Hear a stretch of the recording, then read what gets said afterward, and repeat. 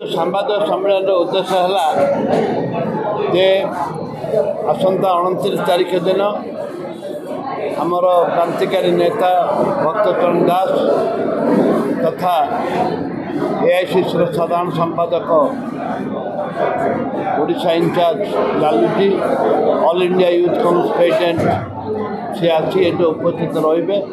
ଆମର motorcycle rally ହେବ, ବରିଗୁମାଠୁ ଆରମ୍ଭ ହେବ ମୋଟରସାଇକେଲ ର୍ୟାଲି ଏବଂ ଯେଉଁ ସମ୍ବିଧାନ ରାହୁଲ ଗାନ୍ଧୀ ଦୀର୍ଘ 4,500 କିଲୋମିଟର ଚାଲିକରି ବୁଲୁଥିଲେ ଏବଂ ଆଜିର ସରକାର ବିଜେପି ଡବଲ ଇଞ୍ଜିନ୍ ଡବଲ ଧୋକାର ସରକାର ଯେଉଁଟାକି ଆରମ୍ଭ କରିଥିଲେ ମହିଳାମାନଙ୍କୁ ନିର୍ଯାତନା ଦେବାର ଆରମ୍ଭ କରିଛନ୍ତି ଏବଂ ମହିଳାମାନେ ନିର୍ଯାତିତ ହେଉଛନ୍ତି ତାକୁ ପ୍ରତିବାଦ କରି ବିଧାନସଭାରେ ଆମେ ଯେଉଁ କଥା ଉଠେଇଥିଲୁ ବିଧାୟକମାନେ କମିଟି କରିବା ପାଇଁ ଆଜି ସୁଦ୍ଧା ହେଇପାରିଲେନି ଏବଂ ଟ୍ରମ୍ପ ଏଇଟା ପ୍ରମାଣିତ ହେଲା ଯେ ମହିଳାମାନେ ଓଡ଼ିଶାରେ ସୁରକ୍ଷିତ ନୁହନ୍ତି।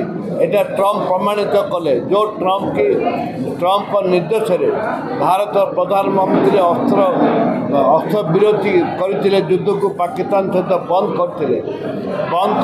ଦୁର୍ଭାଗ୍ୟ ସେଇ ଟ୍ରମ୍ପର ନିର୍ଦ୍ଦେଶରେ ତାଙ୍କ ଯୁଦ୍ଧ ବନ୍ଦ କରିଥିଲେ। ଆଜି ଲଜ୍ଜା ଲାଗିବା କଥା, ଯୁଦ୍ଧ ବନ୍ଦ କଲେ ତମେ ଯୁଦ୍ଧ ବନ୍ଦ କଲ। ତତ୍କାଳୀନ ପ୍ରଧାନମନ୍ତ୍ରୀ ଇନ୍ଦିରା ଗାନ୍ଧୀ ଯେଉଁଟାକି ପାକିସ୍ତାନକୁ ଦୁଇ ଭାଗ କରିଥିଲେ।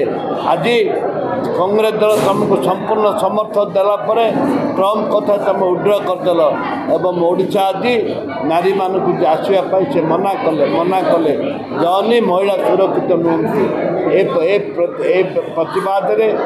ପ୍ରତିବାଦରେ ଯେଉଁମାନେ କଳା ଦିବସ ପାଳନ କରୁଛନ୍ତି ଇନ୍ଦିରା ଗାନ୍ଧୀଙ୍କର ଏମର୍ଜେନ୍ସିକୁ, ତାଙ୍କୁ ଲଜ୍ଜା ଲାଗିବା କଥା, ନିନ୍ଦନୀୟ ଘଟଣା।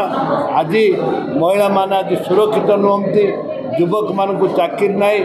ଆଜି କଟନୀ ଛଟନୀ ଆଜି 15 କେଜି 17 କେଜି କଟନୀ ଛଟନୀ ଚାଲିଛି।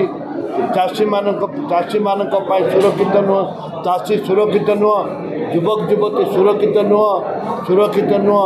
ଏପରି ଆଜି ସେଇଥିପାଇଁ ସାମ୍ବାଦିକ ସମ୍ମିଳନୀ ଯେଉଁଟାକି ଆମେ ସୁରକ୍ଷିତ ହେଲେ, ଆମ ମା ଭଉଣୀ ସୁରକ୍ଷିତ ହେଲେ, ଆମେ ସମ୍ବିଧାନ ବଞ୍ଚିଲେ ଆମେ ସମସ୍ତେ ସୁରକ୍ଷିତ ହେବା। ଦିନରେ ମଧ୍ୟ ବିଶାଳ ସମାବେଶ ରହିବ। କୋରାପୁଟ ଜିଲ୍ଲାର ଯେଉଁ ବିଶାଳ ସମାବେଶ ଆସନ୍ତା ଜିଲ୍ଲାରେ ନିଶ୍ଚିତ ଭାବରେ ରଖାଯିବ।